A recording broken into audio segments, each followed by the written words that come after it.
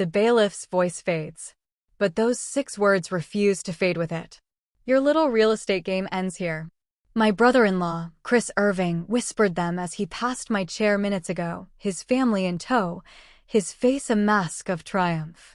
Before I could react, the judge entered. The insult was timed to perfection. Beside Chris, my sister Nicole smiled. In the gallery, our parents nodded their stiff approval. The trial was unfolding exactly as they had scripted. Their lawyer, a woman with a voice dripping with false sympathy, addressed the court. Ms. Tracy Manning has long exhibited extreme emotional fluctuations, she began. She cycles between rational clarity and impulsive instability. This contract was signed during one of her rational phases. At the time, she stated, this is a vacation home for the whole family, and signed freely. Recently, however, she has entered another unstable phase and now seeks to renege on her legitimate promise to monopolize a valuable asset. Flawless logic. Because I was unstable, I needed a guardian. But because the contract was signed when I was rational, it was valid. 8 years of blood, sweat, and tears dismissed as the impulsive whim of a fickle woman. Worse, they redefined my sanity to suit their needs. Chris smirked. His eyes said it all. We write the story of your life. I sat in silence, watching their farce. Judge Brown picked up the contested contract. Her eyes stopped on the property details. A brief silence. Ms. Manning, the judge said slowly, looking up at me, this address. This is one of the 12 properties in your real estate portfolio, correct? How interesting. I would very much like to review the rest of your holdings as well. The air froze. Chris's smile stiffened. Color drained from Nicole's face, from our parents' faces. Their lawyer's confidence evaporated. Chris's ugly grin became a frozen mask. Nicole stared between the judge and me in disbelief. Our parents gaped, mouths open, unable to comprehend. They had truly believed their own illusion. Poor, incompetent Tracy, burning through money, standing on the brink of ruin. It never crossed their minds that the words 12 properties would come from a judge's mouth. A memory stabbed through me. 8 years ago. My parents' living room. My father's voice. We've stopped paying your tuition. Nicole's wedding is expensive. Investing in you further would be a waste. My mother. You have no talent, Tracy. Find a suitable man and settle down. In that moment, I understood. I was the first to be discarded. My dreams meant nothing next to my sister's wedding decorations. At the bottom of that despair, I made a vow. I would rely on no one. Absolute financial power would be my armor and my sword. My little real estate game began. But it was never a game. It was a lonely, brutal fight. Economics, law, libraries, multiple jobs. While they mocked me, I bought my first small apartment, then saved for the next. I pulled myself back to the present. Beside me, my lawyer, Mr. Johnson, gave a small, composed nod. Time to strike back. Johnson rose slowly, calm and unshakable. From a massive briefcase, he produced a thick stack of meticulously organized files.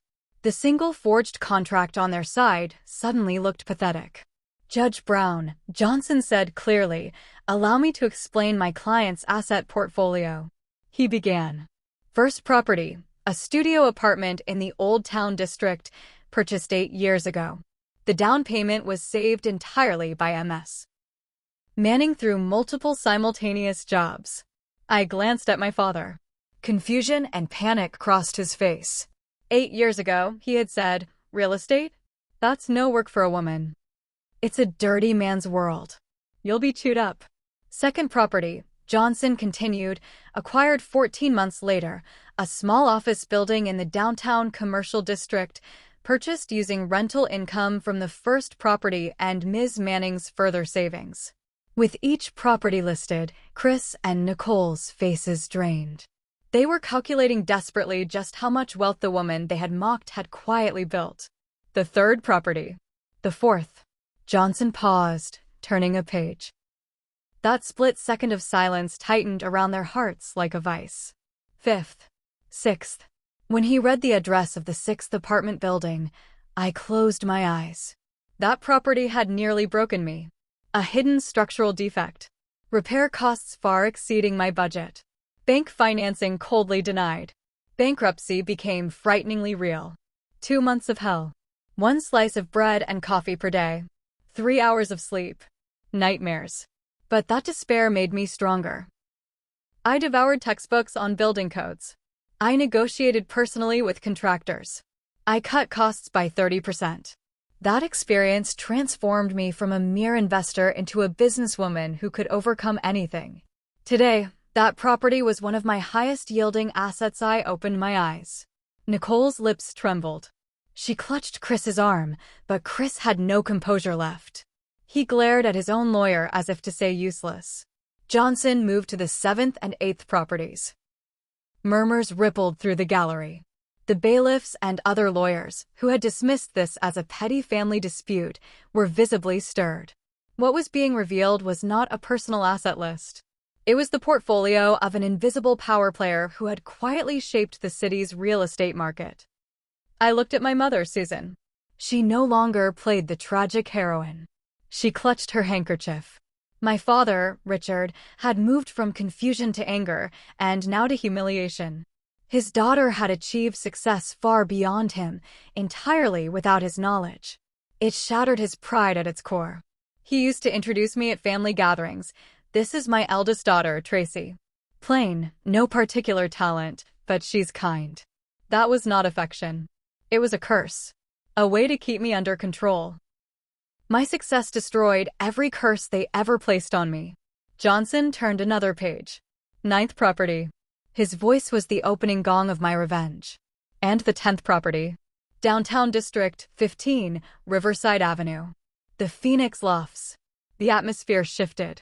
Silent shock laced with awe. Journalists in the gallery hurriedly took notes. The Phoenix Lofts. Once a derelict brick building, a crime-ridden eyesore the city had given up on. Then an anonymous investor purchased it and brought it back to life. A miracle redevelopment. Today, it housed the city's most fashionable restaurants, art galleries, and tech offices.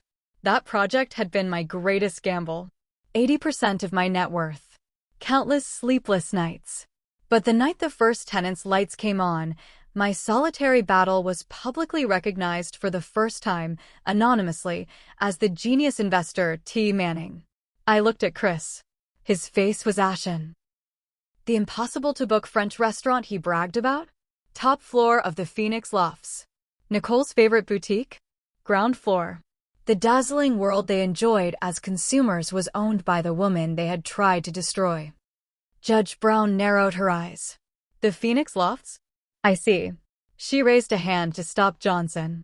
Then she turned a severe gaze toward Chris, Nicole, and their lawyer.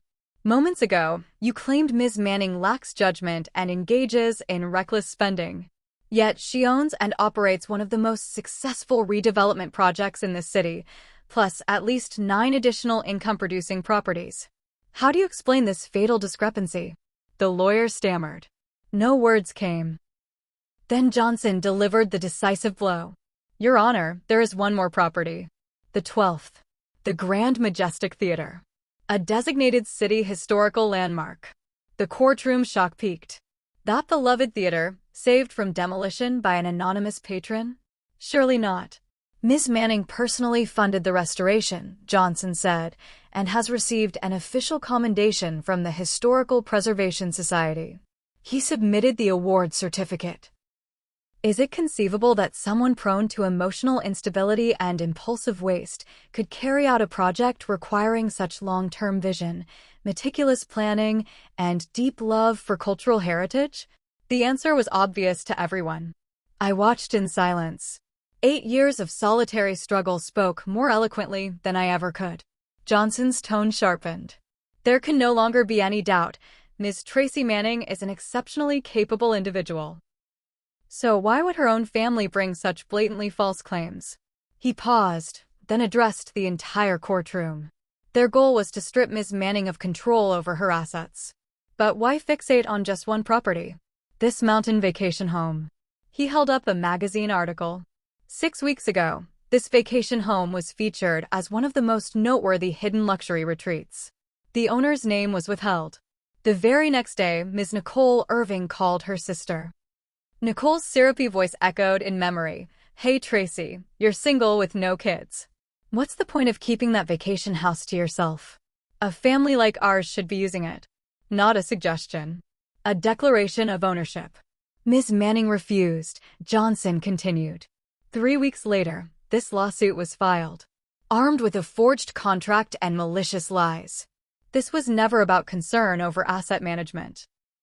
They saw the vacation home in a magazine, realized it belonged to the sister they had always looked down on, and driven by jealousy and greed, they tried to take it by force. That simple, ugly motive lay bare under the courtroom lights. Chris screamed, "Lie. It's all a lie. There's a contract." Judge Brown silenced him with an icy glare. "Regarding that contract," she said slowly, picking it up, "there are several interesting points." Johnson spoke up. "Your Honor, we commissioned a professional handwriting analysis and a materials analysis of the paper and ink." He submitted the expert reports. Findings. First, the signature is a crude forgery that does not match Ms. Manning's handwriting with 98.7% probability. Nicole gasped. Chris glared at her with pure rage. Second, Johnson continued mercilessly, "The ink is a newly released product that went on the market just 3 months ago. The contract's date, however, is 1 year ago." Do the plaintiffs happen to own a time machine? Laughter rippled through the gallery. Forgery had been proven scientifically. The lawyer for Chris and Nicole covered his face in despair. He had likely been deceived by his own clients. Chris and Nicole sat deathly pale. In the gallery, our parents trembled as they realized their son-in-law and daughter were criminals who had committed fraud in a court of law. The social standing they had tried so desperately to protect shattered into pieces. Judge Brown reviewed the reports, then placed them down and turned to me. Her expression softened, still firm, but layered with something human. "Ms. Manning, first I wish to apologize for forcing you to waste your valuable time on such a baseless claim.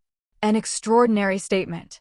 And," she continued, "if you are willing, I would like to hear directly from you what you have thought and accomplished over these past 8 years, and why your family knew nothing of this remarkable success." The legal victory was already assured. This was the judge's final gift, the chance to speak my own truth. I rose slowly. Beside me, Mr. Johnson nodded firmly. I took a deep breath. Then I looked at the faces of the family who had betrayed me. "Thank you, Your Honor," I began. My voice did not shake. The reason I never told my family anything is simple, because they did not want me to succeed. My parents flinched. 8 years ago, I told my father I wanted to invest in real estate. He said, "You have no talent. You'll be taken advantage of and fail." My mother said, "A woman's happiness comes from finding a good man." Instead of believing in me, they forced the role of incompetent daughter onto me because it was more convenient for them. When I bought my first apartment, my sister Nicole laughed. Who would ever rent that old, dirty place? Her husband Chris called me a pathetic single woman and looked down on me while I worked myself to the bone. I paused. Not a single person could meet my gaze. They wanted me to fail. Deep down, they expected me to be poor, miserable, and eventually come crawling back.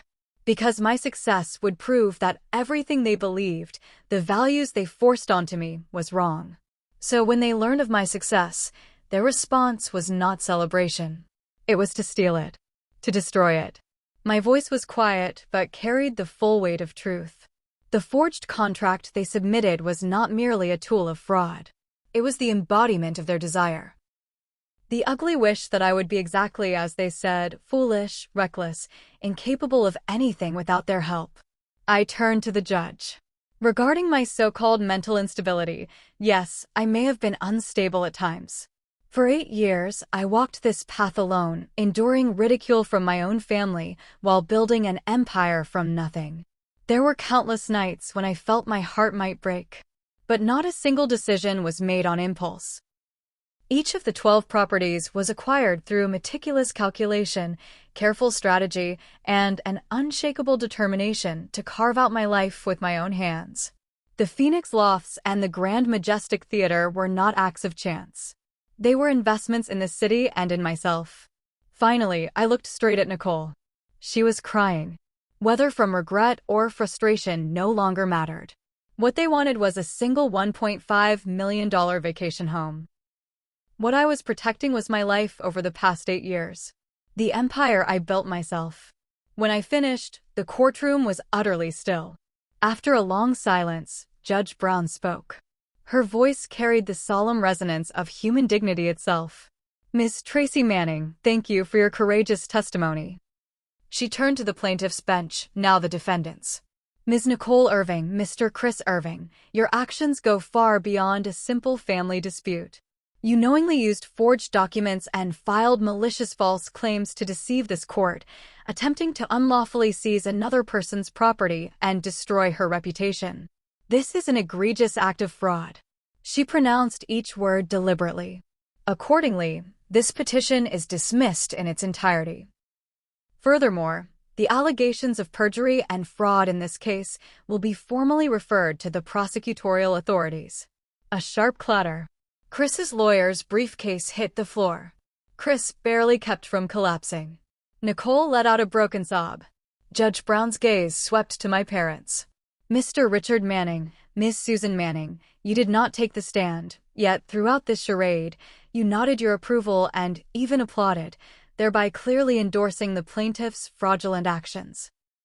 Your responsibility will be pursued by Ms. Manning's counsel in civil court. My parents froze as if struck by lightning. The rulings marked the beginning of the end.